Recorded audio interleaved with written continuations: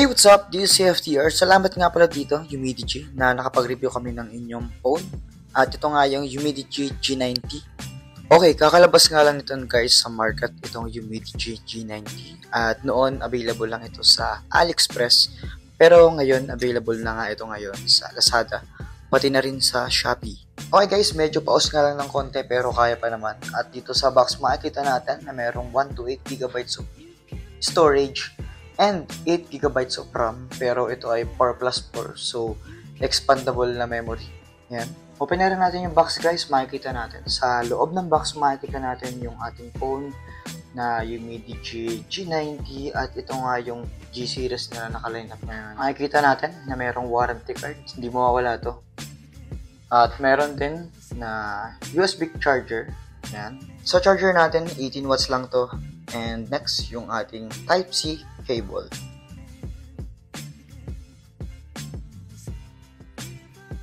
At ang pang-last dito sa ating box, makikita natin itong SIM ejector tool or yung ating SIM pin. Okay, balik tayo dito guys sa ating phone. At makikita natin na mayroong phone case. Parang rubber style lang siya. Hindi siya madulas. Hindi katulad sa transparent, medyo madulas ng konti. And ito nga pala yung phone natin, itong Humidity G90. Okay, G-series, marami pang ibang series to.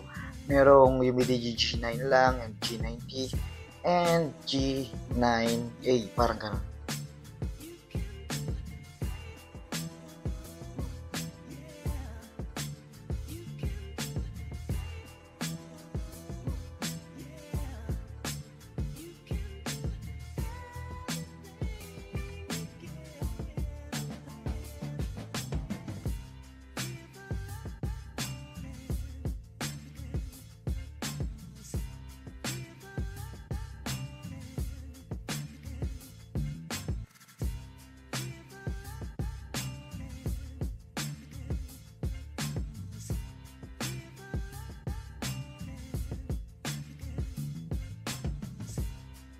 Ngayon, buksan natin yung ating phone, itong Humidity G90.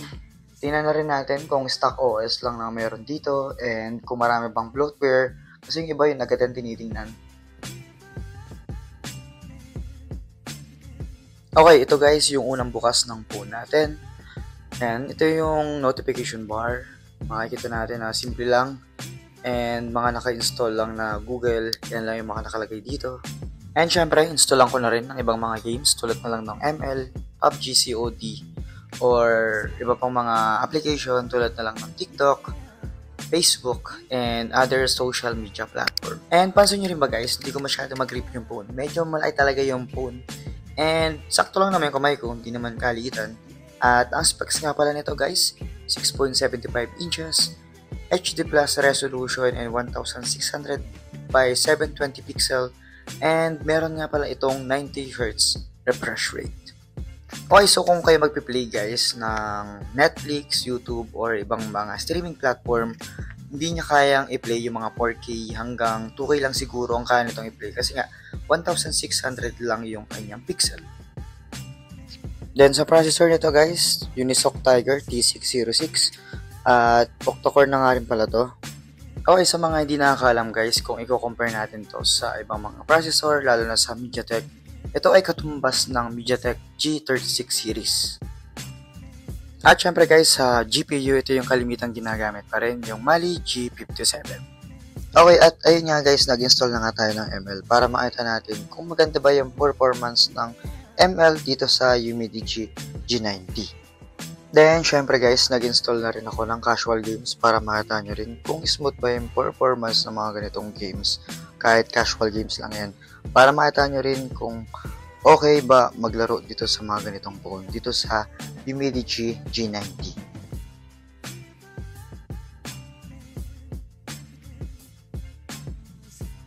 Susunod naman natin guys, lalaruin yung ML. Syempre, di mawala yun. At ang refresh rate natin dito ay naka-high. Dun sa graphics, niloko muna. Then, lilipat ko rin sa high para dun sa full performance itong phone na to. Pagdating sa ML guys, okay naman maglaro dito sa Humidity G90. Wala naman ako nakikitang frame drop. Okay na okay yung ganitong games, lalo na hindi naman masyadong kabigatan itong ML.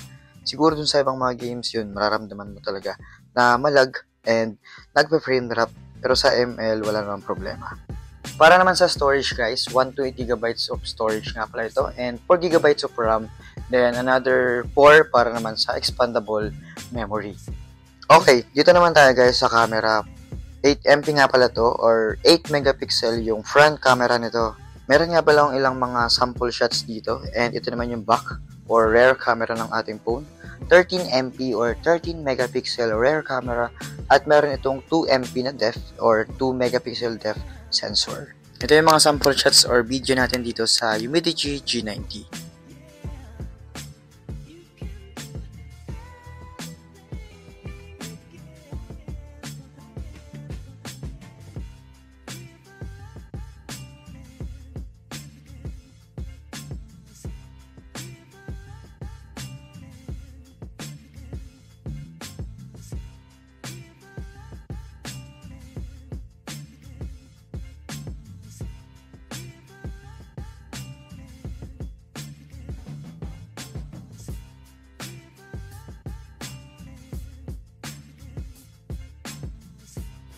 At sa battery naman guys, 5,000 mAh battery nga pala to at merong 18 watts fast charge.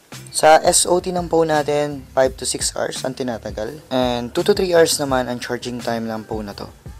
Okay, sa mga ganitong phone kasi guys, stock Android yung kalimitang nakikita ko, lalo na dito sa Umidigi. At latest version nga ang meron sa kanila, Android 14. And kagandahan lang dito guys sa mga ganitong phone, sa mga international, wala masyadong mga bloatware na application, kaya okay na okay siya.